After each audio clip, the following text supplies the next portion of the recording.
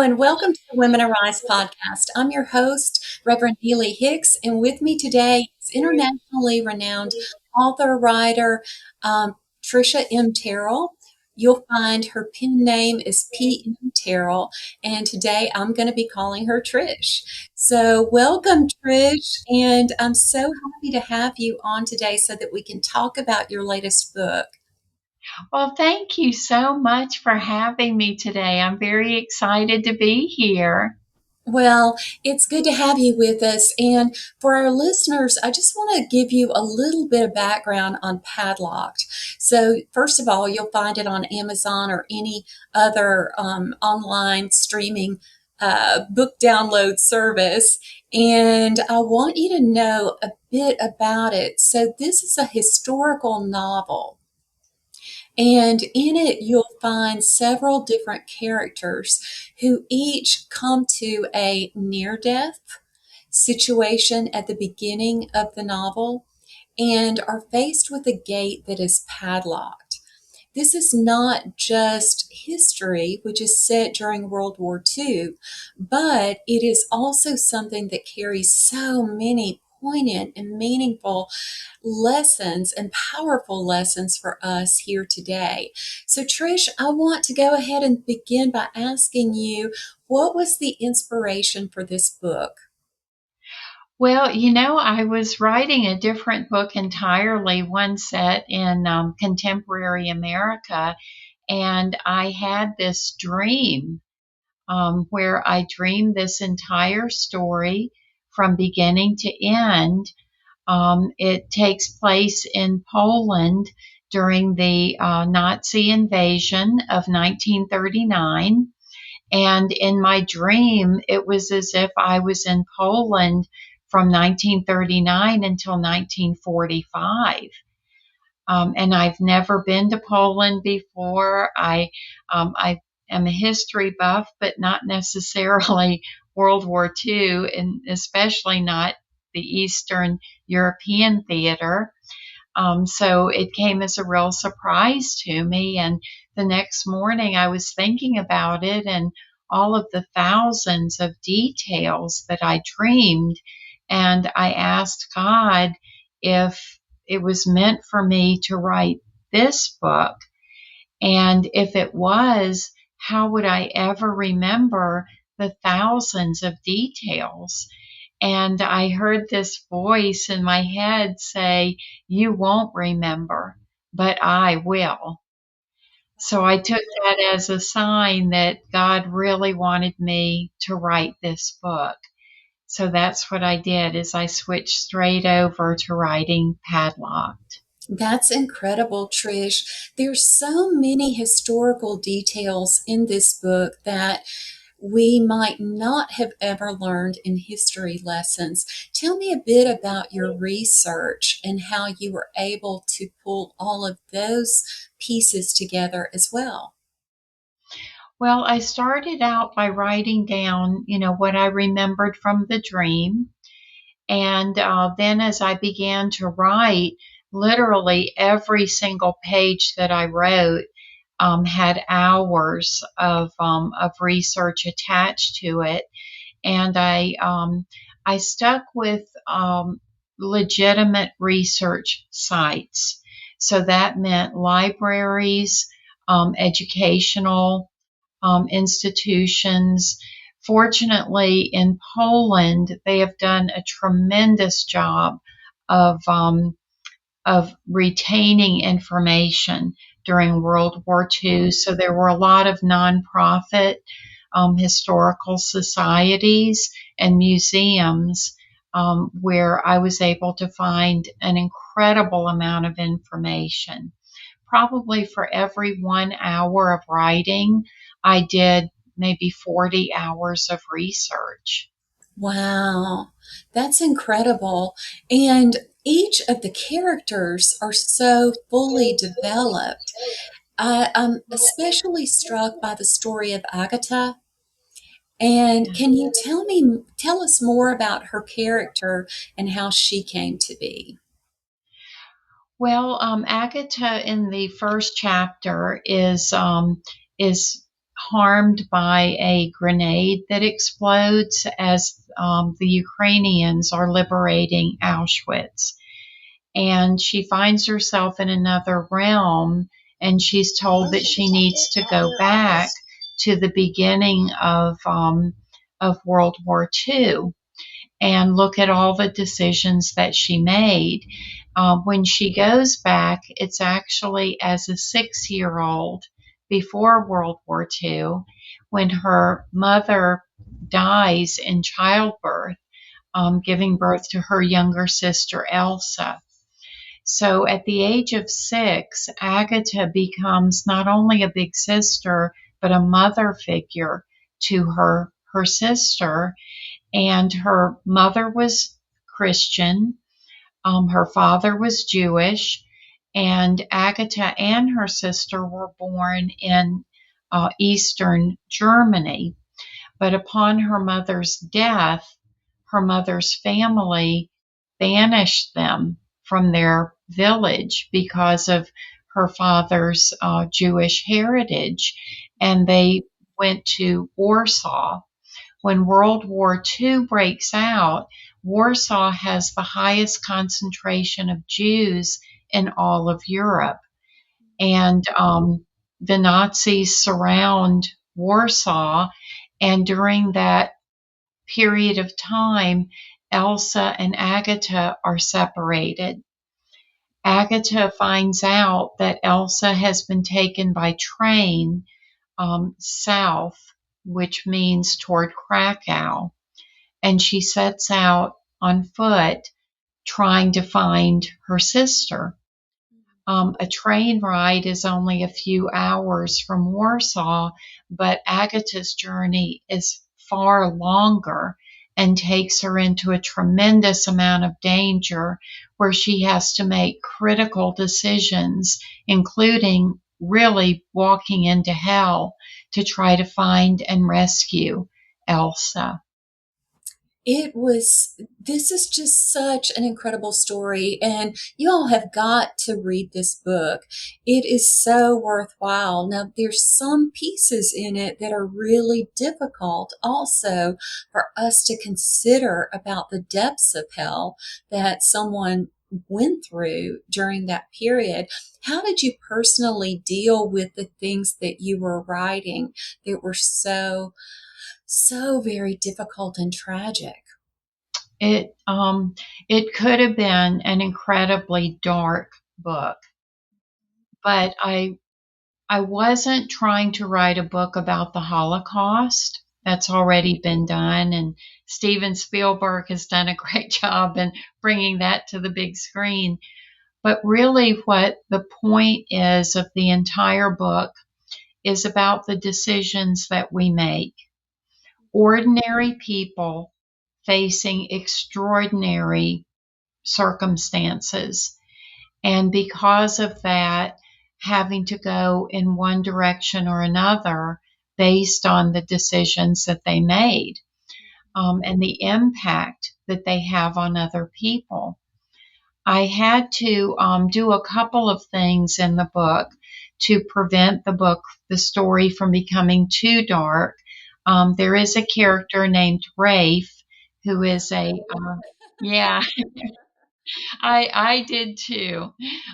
He's a photojournalist who is from Spain, and he witnesses Guernica, which was Hitler's first attempt at blitzkrieg. And after Say Guernica, say a bit more about Blitzkrieg. well, with Guernica, the village was entirely civilian. It was very small, about 7,000 inhabitants. It had no military significance whatsoever, no way of defending itself. And during the Spanish Civil War, Hitler came down on the side of Franco and fascism. And so he wanted to try out this blitzkrieg, which was sending literally thousands of aircraft to obliterate an area. And it only took, maybe a couple of hours at the very most in order to decimate Guernica. These were civilians. He obliterated churches, schools, women, children, elderly. The men who were there were civilians. They were not military. This was not a military target. And he used that as a learning device when he invaded Poland in 1939, and then later France and Belgium and other countries. And Rafe, in the story before Guernica, he thought that the Civil War was between two differing factions. But after Guernica, he decided that this was between good and evil, that it was a fight against satanic forces. Rafe, the reason that I liked him so much in the book, he does enjoy quoting the Bible a lot.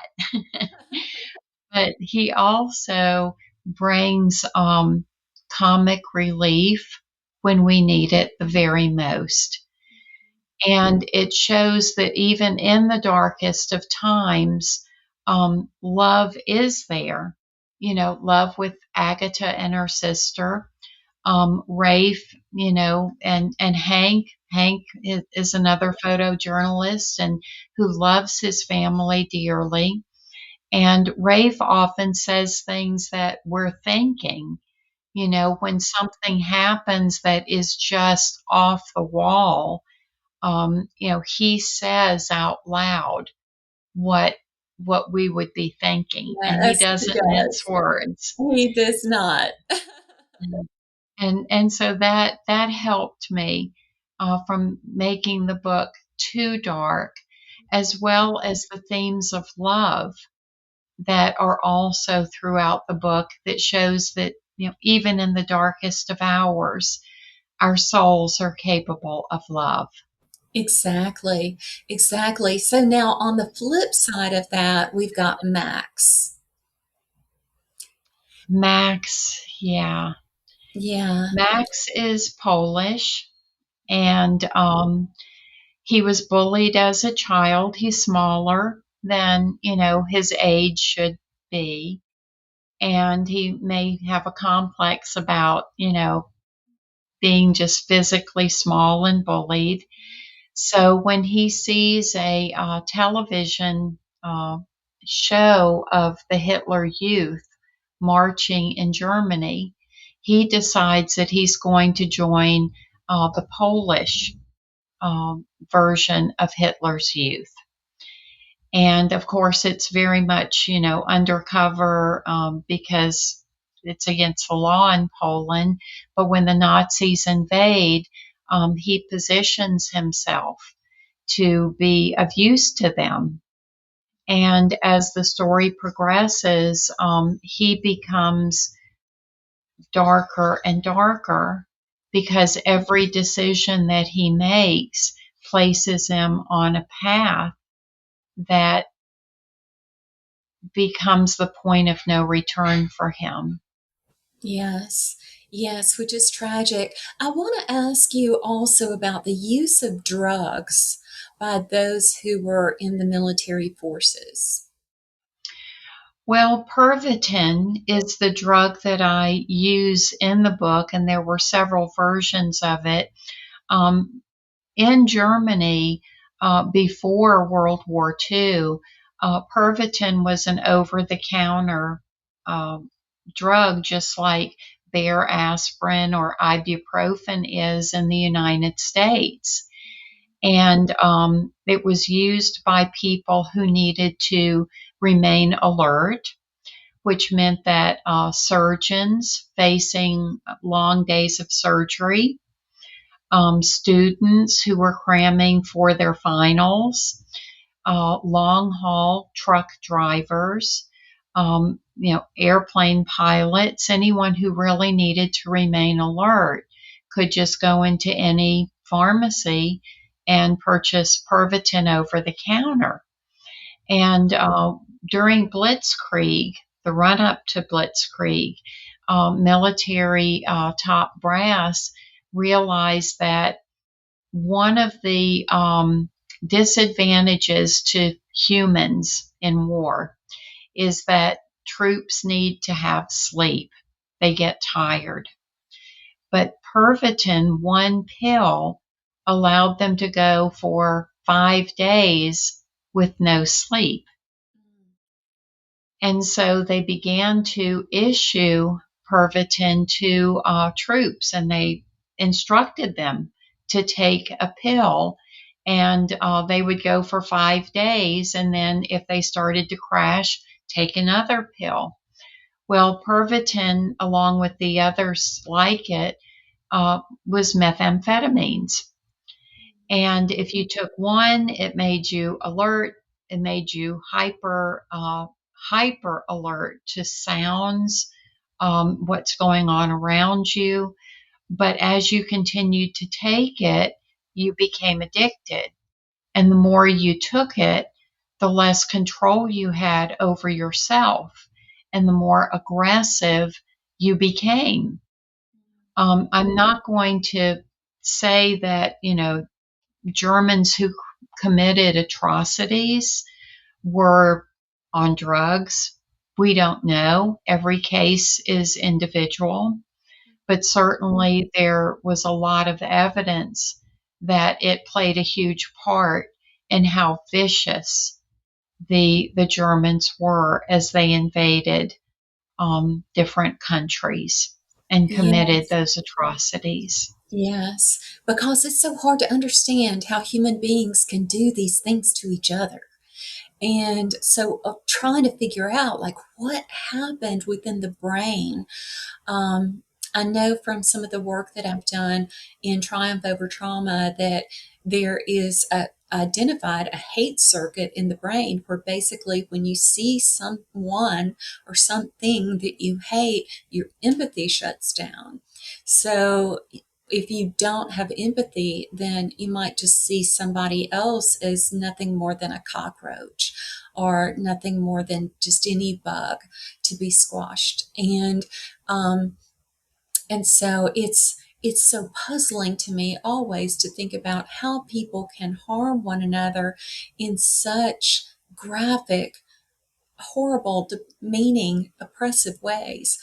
But in this book, we also see how those individual decisions can make a big difference on the outcomes of those who were involved in this magnificent story. We're not going to give away the ending. We don't want to do that because we do want you to read the book, and I'm going to put a link to purchase it in this description. But we want people to think about all of the steps that we take day by day and how one step forward in the wrong direction can end up manifesting itself later in our lives. There's a quote that I love: be careful of your thoughts because your thoughts become words. Be careful of your words because words become action. Be careful of your actions because actions build your destiny or build your character, and be careful of your character because your character becomes your destiny. It's a powerful quote, and I think this book so well illustrates this. Thank you. And that was one thing that I was really trying to get across in the book is that every person does have the ability for a tremendous amount of love or hate. They can be destructive or they can heal, and it begins with decisions. And each decision that you make, can alter the way that your brain operates. Another thing, I spent over 30 years in a military family, military environment. And one of the things that happens is the military, in particular, and this happens all over the world, they first dehumanize the enemy. So you think of, the Japanese in World War II as an example, as less human, or whoever your enemy is. If it's the Jews, with Germany and the Jews, you look at newspapers of the time and cartoons, that were drawn, and you see this dehumanizing taking effect. We actually treat our dogs better than we often treat other human beings. And it begins with that decision to try to change our brains to think of our perceived enemy as being less human, as being the lowest of animals, when in reality, we're all human beings and everything else is a facade. The color of our eyes, the color of our hair, the color of our skin, Yes. the language that we speak, it's all a facade. When all of that is taken away, we are all souls and children of God, the same God, regardless of what we call that God. Different cultures or different languages may call him something different, but it's the same source. And we're all children of that source. Amen. And I might link a previous podcast also to this for our listeners, because I interviewed Dr. Mario Mendez, who is the one credited with discovering the hate circuit in the brain. And he's a neuropsychologist at UC Berkeley.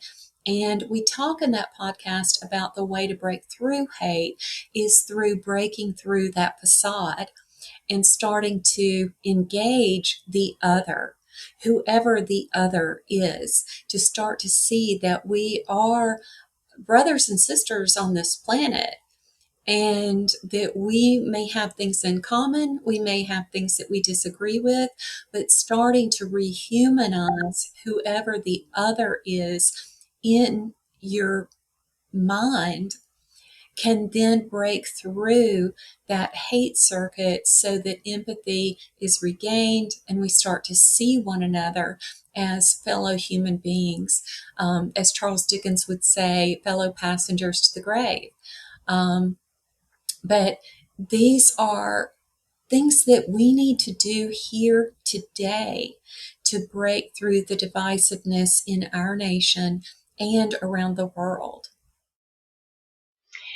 I agree. The story of Padlocked is actually timeless because we have these constant wars and constant finger pointing at one group or another and saying that group is because we're not doing better, or we are better than this other you know culture or language or whatever it may be.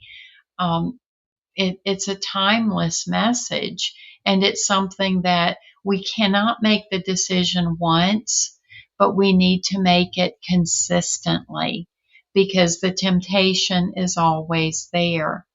One of the things that Rafe says frequently in the Bible is that there is a verse in Revelation, as well as elsewhere in the Bible, that says that when Satan was banished from heaven, he was sent to earth. It doesn't say he was sent to hell, he was sent to earth. And so Rafe's point is that this is where the battle continues. We are battling against evil forces, and we have to be diligent. We can't let our guard down. We have to be very careful about following Pied Pipers and, Exactly. the wolves in sheep's clothing. Mhm. We sure do. We sure do. And at the end of the day, being true to the goodness and love that is innate within humankind is that's our compass. That's our life compass. And we can know when we're veering away from that. But as you said, Trish, it's got to be consistent decisions every single day. Yes. Thank you And so at much. the end of the book, and not giving away the ending, but at the end, you do realize that love is greater. It is always going to be greater than hate. So true. And I think for today, unfortunately, we need to go ahead and close out this podcast, but I think that's a perfect way to end it. That love is always greater than hate, and that love wins. In the end, love wins. And we just have to keep committing to love. Trish, I want to thank you so much for being with us today. Well, thank you so much for having me. I thoroughly enjoyed it. Good. And to all of our listeners, again, please look for PM Terrell Padlocked wherever you buy your books. Thank you, and we'll see you next time.